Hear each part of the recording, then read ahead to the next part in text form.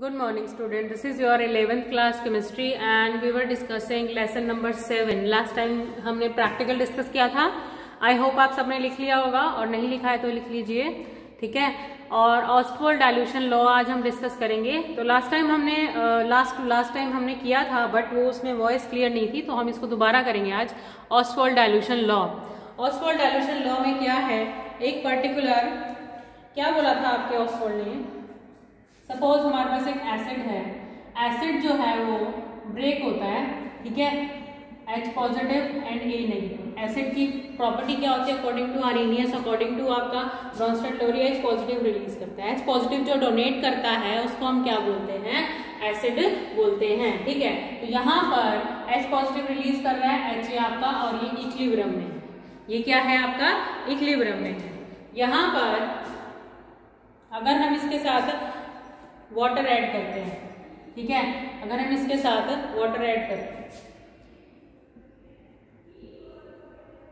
ठीक है, अगर हम इसके साथ वाटर ऐड करते हैं तो क्या होगा, वाटर यहाँ पर, क्योंकि ये एसिड है, क्योंकि क्या है ये एसिड है, तो वाटर यहाँ पर किसकी तरह काम करेगा, बेस की तरह काम करेगा. या क्योंकि ये एसिड है तो वाटर यहाँ पर बेस की तरह काम करेगा, ठीक है. और यहाँ पर क्या बनने वाला है, ये आपका H पॉजिटिव रिलीज करेगा, ये डोनेट कर, ये एक्सेप्ट करेगा, ये डोनर है, ये एक्सेप्टर है H पॉजिटिव का. एसिड जो है वो डोनेट करता है, बेस जो है वो रिसीव करता है, ठीक है. तो अब आपका क्या आ जाएगा यहाँ पर, H3O पॉजिटिव प्लस में A नेगेटिव, ठीक है. H3O पॉजिटिव प्लस में A नेगेटिव आ गया आपका. एसिड और बेस, ये आपका कॉन्जुगेट एसिड कॉन्जुगेट बेस बन गया यहाँ पर. अब अगर हम एट टाइम 0, मतलब ऐसे टाइम पे जहां पर जब रिएक्शन शुरू हुई ही नहीं थी तब आपका एसिड कितना था, 1 था, ठीक है, और ये प्रोडक्ट कितने थे, 0 0, ठीक है. अब एट टाइम T जहां पे इक्विलिब्रियम आ चुका है, जहां पे क्या आ चुका है, इक्विलिब्रियम आ चुका है, ये आपका प्रोडक्ट क्या बन गया, अल्फा, और ये क्या बन गया, फिर ये अगर अल्फा है तो ये क्या बनेगा, 1 माइनस अल्फा, ठीक है. आपका पहले रिएक्टेंट 1 था, उसमें से प्रोडक्ट बन गया, यानी कि रिएक्टेंट में से तो प्रोडक्ट बना है ना, ठीक है, रिएक्टेंट में से ही आपका क्या बना है, प्रोडक्ट बना है, ठीक है. तो इसीलिए वो अल्फा यहाँ पर है तो 1 माइनस अल्फा आ जाएगा, क्योंकि प्रोडक्ट को इसमें से माइनस करना है, ठीक है, प्रोडक्ट को इसमें से क्या करना है, माइनस करना है. तो प्रोडक्ट बन गया आपका यहाँ पर अल्फा, तो रिएक्टेंट में कितना रह गया, 1 माइनस अल्फा, ठीक है. अब हम क्या करेंगे, इस पूरे को V से डिवाइड कर देंगे, दोनों साइड रिएक्टेंट और प्रोडक्ट बोथ साइड को हम V से क्या करेंगे, डिवाइड करेंगे, और इसका इक्विलिब्रियम कांस्टेंट निकालेंगे. क्या निकलेगा, प्रोडक्ट अपॉन रिएक्टेंट होता है alpha V into alpha V divided by 1 minus alpha divided by V. Alpha V by alpha V, 1 minus alpha divide by V. तो यहाँ पे क्या आ जाएगा, alpha square V square multiply, ये वाला भी ऊपर जाएगा और 1 माइनस अल्फा आ जाएगा यहाँ पर, ठीक है. अब इसको फर्दर सॉल्व करेंगे, एक V से एक V यहाँ कैंसिल हो जाएगा, alpha square divided by V into 1 minus alpha, ठीक है, ये आ गया यहाँ पर. अब आपका जब ये आ गया 1 माइनस अल्फा आ गया यहाँ पर, उसके बाद फर्दर हम यहाँ करते हैं, इसको इरेज कर देते हैं, alpha square divide by V into 1 minus alpha, ये आया हमारा. अगर हम इसको इस तरह से लिख सकते हैं, alpha square 1 minus alpha into 1 by V, ऐसे लिख सकते हैं. और आपको पता है C क्या होता है, C क्या है, कॉन्सेंट्रेशन, और ये मोलैरिटी कितनी है इसकी, नंबर ऑफ मोल्स कितने हैं, 1 है, यहाँ पर 1 लिया हुआ है हमने, ठीक है. तो इसकी कॉन्सेंट्रेशन कितनी आएगी, number of moles divided by volume. Concentration कितनी आएगी, number of moles in particular volume के अंदर जितने नंबर ऑफ मोल्स सोल्यूट के प्रेजेंट हैं वही तो होती है कॉन्सेंट्रेशन. एक पर्टिकुलर वॉल्यूम में कितने नंबर ऑफ मोल्स प्रेजेंट हैं वही होती है उसकी कॉन्सेंट्रेशन, ठीक है. अब यहाँ पर देखिए 1 बाय V, तो हमारा C क्या आया है, 1 बाय V आया है, ठीक है. तो कॉन्सेंट्रेशन को हम 1 बाय V लिख सकते हैं, लिख दिया यहाँ पर, और इसी को यहाँ पुट करेंगे फिर हम, तो कितना आ गया आपका, alpha square 1 minus into C, alpha square 1 minus alpha into C. क्योंकि हम ये एसिड का इक्विलिब्रियम कांस्टेंट कैलकुलेट कर रहे थे, तो एसिड में कैसे डिनोट करते हैं हम इसको, एसिड में एसिड का इक्विलिब्रियम कांस्टेंट हम किस तरह से डिनोट करते हैं, के ए की हेल्प से। तो के ए क्या आ गया आपका, अल्फा स्क्वायर 1 माइनस अल्फा, ये आ गया। अब इससे अल्फा की वैल्यू यानी कि डिग्री ऑफ डिसोसिएशन की वैल्यू निकाल लेंगे।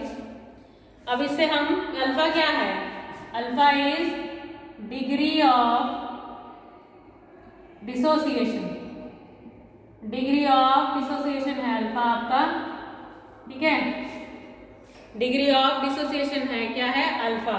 उसके बाद नेक्स्ट आता है K A is equal to alpha square है यहाँ पर, अगर हम इसको इधर ले आए 1 माइनस अल्फा, अल्फा की वैल्यू हमें निकालनी है, बेसिकली अल्फा की वैल्यू हमें निकालनी है। तो अल्फा की वैल्यू निकालने के लिए क्या करेंगे, डिग्री ऑफ डिसोसिएशन का मतलब क्या होता है, हमने लास्ट टाइम पढ़ा था डिग्री ऑफ डिसोसिएशन क्या होता है कि पर्टिकुलर एसिड के टूटने की एक्सटेंट कितनी होती है, ठीक है। स्ट्रॉन्ग एसिड है वो ज्यादा टूटेगा, वीक एसिड है वो कम टूटेगा।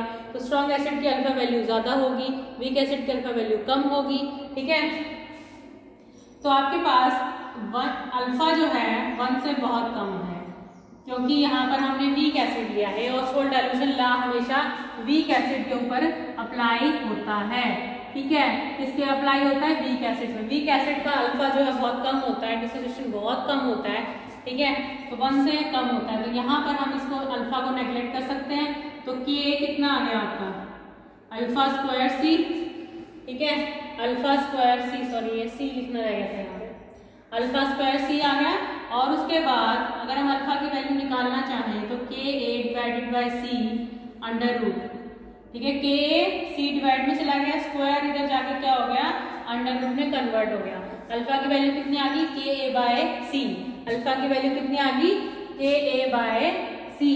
के ए क्या है, कांस्टेंट है आपका acidic dissociation constant for acid, ठीक है। तो बेसिकली यहाँ पर ये तो इसी तरह से जैसे आपका के ए आया है डिवाइडेड बाय सी, ये आया है आपका इज इक्वल टू अल्फा, ये है। इसी तरह से हम बेस का निकाल सकते हैं, यहाँ पर बस हमें सिर्फ इतना चेंज करना है, K B alpha, degree of dissociation for base is K B by C. तो अल्टीमेटली ऑसवाल्ड डाइल्यूशन लॉ कहना क्या चाहता है कि जो आपका अल्फा है वो क्या है, इनवर्सली प्रोपोर्शनल टू सी है, ये तो कांस्टेंट है दोनों आपके। तो आपका अल्फा क्या है, इनवर्सली प्रोपोर्शनल टू सी, यानी कि इनवर्सली प्रोपोर्शनल टू आपका क्या है, कांस्टेंट है, inversely proportional to constant, sorry concentration. तो जितना ज्यादा हम डाइल्यूट करेंगे एक पर्टिकुलर एसिड को या बेस को, वो उतना ज्यादा डिसोसिएट होगा।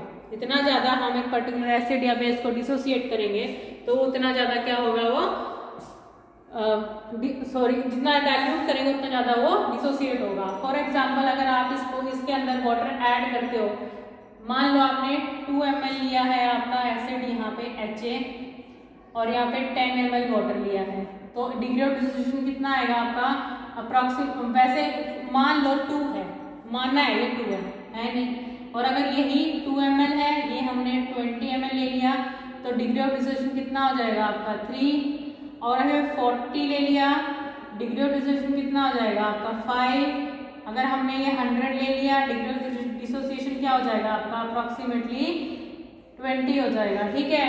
तो इस तरह से डिग्री ऑफ डिसोसिएशन बढ़ता जाएगा, मतलब एसिड के टूटने की जो कैपेसिटी है वो बढ़ती जाएगी जब हम क्या करेंगे, उसकी कॉन्सेंट्रेशन, यानी कि उसकी जो कॉन्सेंट्रेशन के ऑपोजिट है ना, बिल्कुल, मतलब डाइल्यूशन करेंगे। डाइल्यूशन मतलब सॉल्यूट के अमाउंट को कम करेंगे, ठीक है, सॉल्यूट के अमाउंट को क्या करेंगे, कम करेंगे, किसके, और वाटर के अमाउंट को बढ़ाएंगे, ठीक है। डाइल्यूट करने का मतलब क्या है, अगर घर में मेहमान ज्यादा आ जाए, ठीक है, और अनएक्सपेक्टेड आ जाए, तो कई बार क्या करना पड़ता है, जो आपकी जो दाल है, नॉर्मली जो शादियों में ऐसे किया जाता है, उसके अंदर वो मिला दिया जाता है, थोड़ा पानी मिला देते हैं, तो वो क्या होगा, डाइल्यूशन कर दिया गया, ठीक है, डाइल्यूशन कर दिया गया। उसका डाइल्यूट करने के बाद क्या होता है, कॉन्सेंट्रेशन कम होगी ना, जो दाल की मात्रा है वो कम होगी, पानी ज्यादा हो गया, पानी ज्यादा होना और सोल्यूट का अमाउंट कम होना, दैट इज कॉन्सेंट्रेशन डिक्रीज करना। जितना कॉन्सेंट्रेशन कम होगा उतना अल्फा बढ़ेगा, उतना डिग्री ऑफ डिसोसिएशन बढ़ेगा।